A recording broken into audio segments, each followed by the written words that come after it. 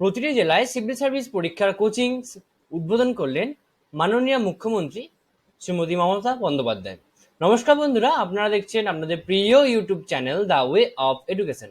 বন্ধুরা, আজকে আপনারা থাম্বনেল দেখে বুঝতে পেরে গেছেন যে আজকে আমাদের আলোচনাটা কি বিষয়ে হতে চলেছে। আমাদের মাননীয় মুখ্যমন্ত্রী শ্রীমতী মমতা বন্দ্যোপাধ্যায়ের উদ্যোগে রাজ্যে কিন্তু সিভিল সার্ভিস প্রস্তুতির একটা বিরাট বড় একটা শুভ উদ্বোধন শুরু হচ্ছে।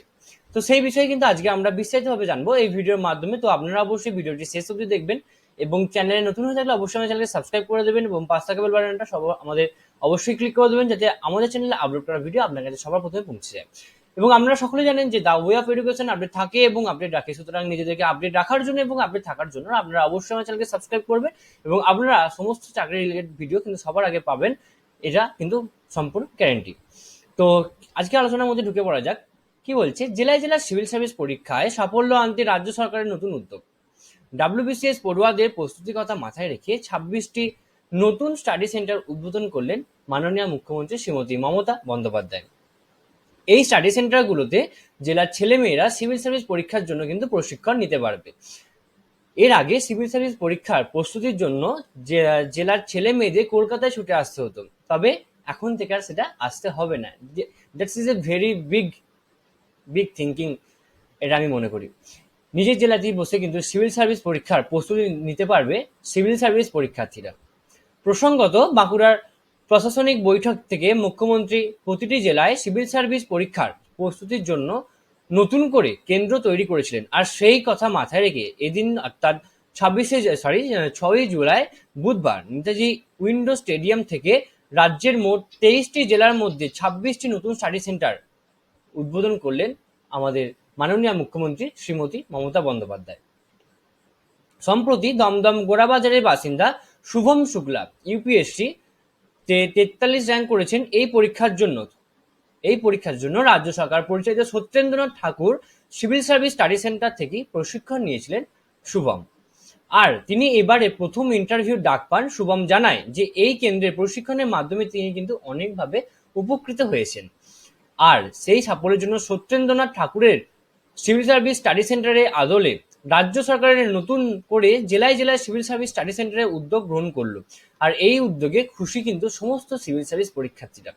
তো এটা কিন্তু খুব একটা বিশাল বড় একটা উদ্যোগ, যেটা আমি মনে করি এটা হওয়া দরকার ছিল। কারণ আমাদের গ্রাম বাংলার ছেলেরা কিন্তু সিভিল সার্ভিস পরীক্ষার জন্য কিন্তু কলকাতা চলে যেত অথবা দিল্লি চলে যেত। অনেকেই তারা কিন্তু পয়সার অভাবে কিন্তু তারা সিভিল সার্ভিস পড়তে পারতো না, বা তাদের ইচ্ছা থাকলেও কিন্তু তারা পড়তে পারতো না। তো এটা কিন্তু রাজ্য সরকারের খুব একটা বিশাল বড় উদ্যোগ। এবং সত্যেন্দ্রনাথ ঠাকুর সিভিল সার্ভিস অ্যাডমিনিস্ট্রেটিভ একাডেমিতে ভর্তি হওয়ার জন্য কিন্তু বেশ কিছু রিকোয়ারমেন্ট রয়েছে। সেগুলো হচ্ছে, একটা হচ্ছে যে তাদের কিন্তু MCQ প্রথমে একটা 80 নম্বরের পরীক্ষা দিতে হবে এবং তার সাথে একটা এসের পরীক্ষা হবে। দেন ওই পরীক্ষাটা পাস হয়ে যাওয়ার পর দেন একটা ইন্টারভিউ হবে এবং ইন্টারভিউতে পাস করার পর কিন্তু আপনারা ওখানে ভর্তি হতে পারবেন। এছাড়াও যদি আপনি UPSC এর আগে দিয়ে থাকেন এবং সেক্ষেত্রে যদি আপনি প্রিলিমস পাস করে থাকেন, তো সেক্ষেত্রে কিন্তু আপনার কোনোভাবে অ্যাডমিশন আপনাকে দিতে হবে না। এবং অ্যাডমিশন ফিজের ক্ষেত্রে জেনারেলদের জন্য হচ্ছে 1000 টাকা এবং SC ST OBCদের জন্য হচ্ছে 500 টাকা করে লাগবে, যেটা খুব কম খরচ এবং সম্পূর্ণ রাজ্য সরকারের উদ্যোগে কিন্তু এত বড় একটা বিশাল বড় একটা প্রতিষ্ঠান কিন্তু আমাদের পশ্চিমবঙ্গের মধ্যে গড়ে উঠেছে। তো আমরা তাহলে কি জানতে পারলাম? তো এখানে ভর্তি হওয়ার জন্য সাধারণত একটা টেস্ট দিতে হবে। সেটা হচ্ছে প্রথমে হবে আপনাদের প্রিলিমিনারি টাইপের কোশ্চেন হবে, যেটা এখানে UPSC তে প্রিলিমসে যেরকম কোশ্চেন আছে সেরকম কোশ্চেনই কিন্তু এখানে আসবে এই অ্যাডমিশন টেস্টে। এবং তারপর হচ্ছে একটা এর জন্য একটা টেস্ট হবে, যেটা রিসেন্টলি এবছর থেকে অ্যাড হয়েছে। এবং এরপরে একটা ইন্টারভিউ হবে, সেই ইন্টারভিউতে পাস করলে তারপর আপনি এখানে ভর্তি হতে পারবেন। এছাড়া যদি এর আগে কোনোবারে যদি আপনি UPSC পরীক্ষা দিয়ে থাকেন এবং সেক্ষেত্রে যদি আপনি প্রিলিমিনারি পরীক্ষাটি পাস করে থাকেন, তো সেক্ষেত্রে কিন্তু আপনাকে এখানে ভর্তি হওয়ার জন্য কোনোরূপভাবে কোনো অ্যাডমিশন দিতে হবে না। এবং ফিজের ব্যাপারটা আমরা জানলাম, ফিজটা লাগবে হচ্ছে জেনারেলদের জন্য 1000 টাকা এবং SC ST OBC বা শিডিউল কাস্ট বা যেসব আর কি রিজার্ভ ক্যাটাগরি আছে তাদের জন্য হবে 500 টাকা। তো আশা করি আপনাদের এই ভিডিওটা খুবই উপকারে এসেছে এবং আপনারা জানতে পেরেছেন। অনেক অজানা তথ্য আপনাদেরকে দিলাম সম্পূর্ণ ভর্তি হওয়ার প্রসেস। তো আপনারা যদি এই বিষয়ে সম্পূর্ণ ডিটেলস অর্থাৎ SNTCSSC তে অ্যাডমিশনের জন্য যদি আপনারা ডিটেলস সম্পূর্ণ ভিডিও যদি আপনারা পেতে চান, তো আপনারা অবশ্যই আমাদেরকে কমেন্ট বক্সে কমেন্ট করে জানাবেন। আমরা কিন্তু আপনাদের জন্য একদম পুরো ডিটেলসে টোটাল ভালো করে একটা সম্পূর্ণ পার্টিকুলার ডেডিকেটেড ভিডিও কিন্তু আমরা এটার জন্য আপনাদের জন্য নিয়ে আসবো।